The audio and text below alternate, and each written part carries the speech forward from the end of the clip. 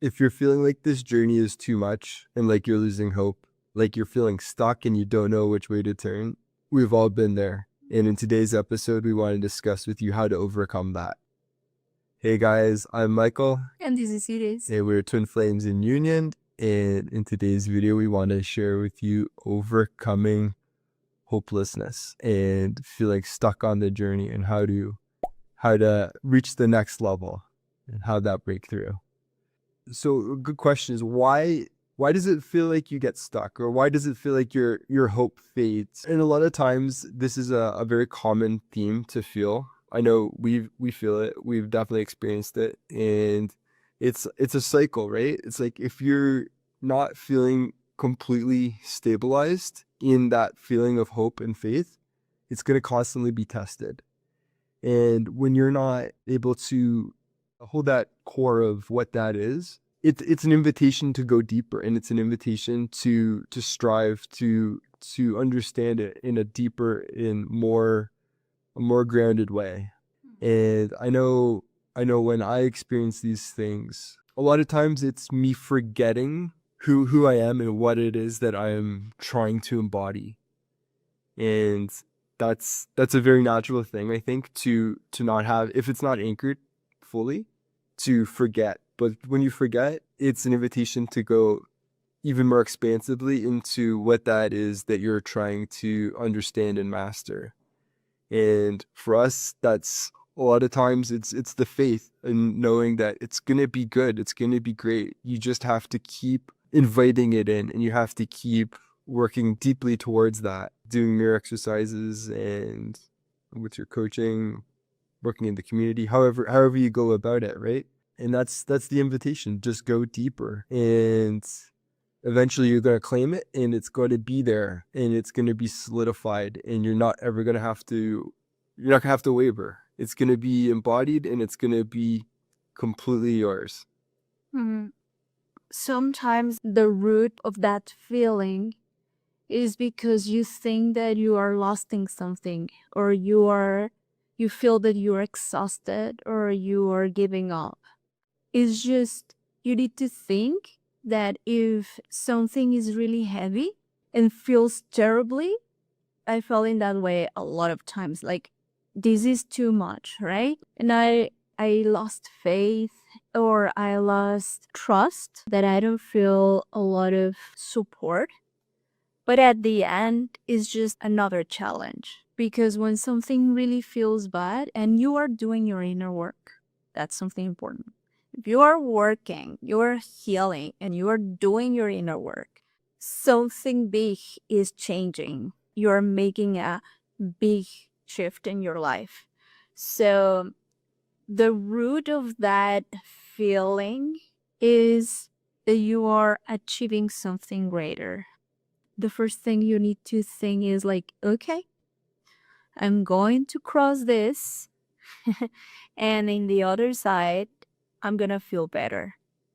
Because sometimes it's just this small space where you don't have faith, when you don't have hope, and everything feels dark. But once that you are like, okay, feel it.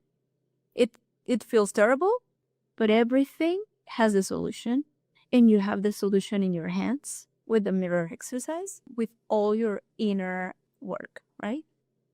That's it. That's it. And don't worry if it looks ugly, or if it doesn't feel good. It's not supposed to. I like this analogy. It's like you're in a rowboat and you're leaving one island and you're sailing to new land. You're sailing to new shore. And you're going to have storms. You're going to have points where you don't see where you're going. But if you can just trust that with each paddle you're taking, you're getting closer and closer to your destination. And eventually you will see land. And eventually you're going to get on the land. And eventually you might even conquer the land. But it's a turning point, right? And the turning point comes from a few different things, but surrendering and letting go of your fears and your expectations that are maybe unreasonable, your resistances around the beliefs you have that aren't holding up right now, that you need to let go. They're standing in your way, actually. the control how you think things should be. There's always a plan. There's a greater solution. If you're trying to control it, you're the one going to be actually getting in your own way. And you have to let those things go.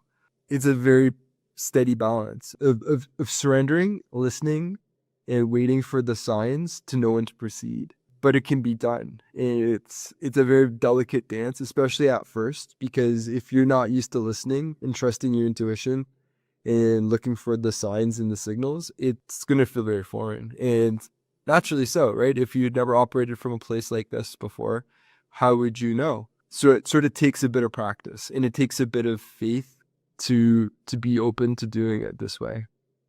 Yeah, because your twin flame is going to mirror everything. So if you focus in your inner peace, your twin flame is mirrored that. It depends the test that you are having in this moment. For example, for me, I discovered that it was exhausting to put a lot of inner work, and then I felt like my changes were small, or they weren't so fast as I wanted in that moment. But again, was just how I wanted to see that, not honoring what I was healing or not honoring what I was learning.